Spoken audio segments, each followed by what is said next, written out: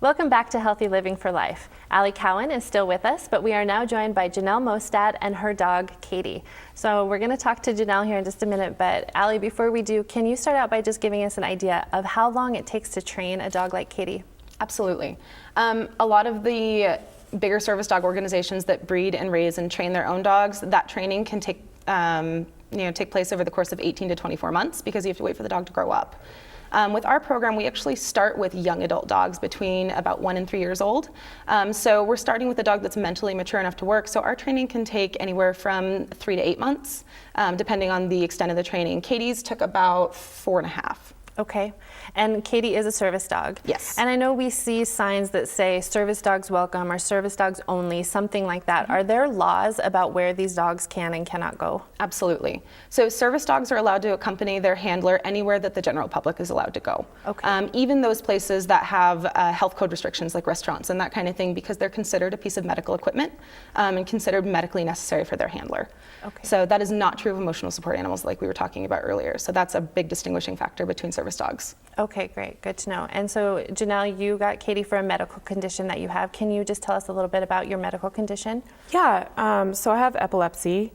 What happened was I was in an accident and got a TBI or a head bleed. Mm-hmm. And out of that I developed epilepsy. So Katie helps me with seizures, which is awesome. And yeah, awesome. So how do these seizures impact your life? So when I first was diagnosed with them, it's hard. My husband works all day, so I'm alone during the day. Okay. So what would happen is if I got an aura, which I always thought was colors and things like that, but mine presents a little differently. I would text my husband and tell him, hey, I'm getting an aura. I'm going to take my medication, my rescue medication. And he'd just say, okay, great, text me if it gets worse. Well, by that time, how would he know? Because I would just end up having the seizure and there's no one to alert him, there's no one to help me. So it was a little scary for him and my family. Sure. They just would never know. Mm-hmm. And how often do you have them? Now I have them maybe once or twice a month, okay. 3 times max, but at the beginning I would have 3 or 4 a day, okay. Every day. And you got Katie to be a service animal for you. Yeah. And so did you have her before you started having seizures or you got her afterwards? After. Okay. Yeah, we got her from a breeder specifically though, when she was a puppy, specifically for that. Okay, and what kind of dog is she? She's a German Shepherd. All right. She's and small. So Allie, is that pretty common, German Shepherds to be service animals, or is that a typical breeder? What kind of breeds do you usually work with? Because we rescue from shelters, we work with a lot of mixed breeds. Katie's actually one of the only purebred dogs that we've worked with recently. Oh, okay. But German Shepherds are very popular as service dogs because they are incredibly smart. They can learn almost anything you want to teach them. And they have a very high drive to work. They've been bred to work really closely with their owners. A lot of the bigger organizations are moving towards like Labradors, Golden Retrievers, because they have a lot of those same traits. One of the downsides to a German Shepherd is that they can be protective. And so one of the things that we look for in a dog that we're screening is kind of lack of that protective instinct. Because if emergency medical personnel need to be able to access Janelle, Katie can't protect her. Okay. So that's one of the downsides, but yeah, they're very, very common. Is the size of the dog taken into consideration? Do you generally need to work with larger breeds?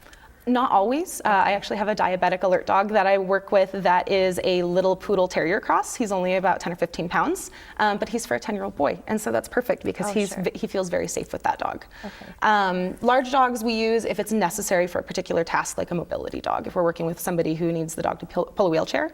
But otherwise, no, the size isn't important. Okay, but you did talk about traits. So can you talk a little bit about what traits are important for service dogs? Absolutely. Service dogs have to be friendly. They have to get along well with humans and other dogs because they can't be aggressive in public, they can't be overly fearful. When I'm working with a new client and I talk to them about the type of dog we're looking for to match them with, I tell them that they need to look for the Goldilocks dog. We need to look for the dog that's not too hyper, but not too laid back. We need to look for the dog that's not too friendly and over the top about seeing people, but also not one that's timid. So we look for that nice, easygoing dog that fits right in the middle. And you said it took about 4 months to train Katie, 4.5 months? When Katie was staying with us, it did. Janelle and Katie actually took our puppy class when Katie was a baby. Okay. And training doesn't really stop. So right now, Katie and Janelle have been together for about a month post-graduation, but we still meet.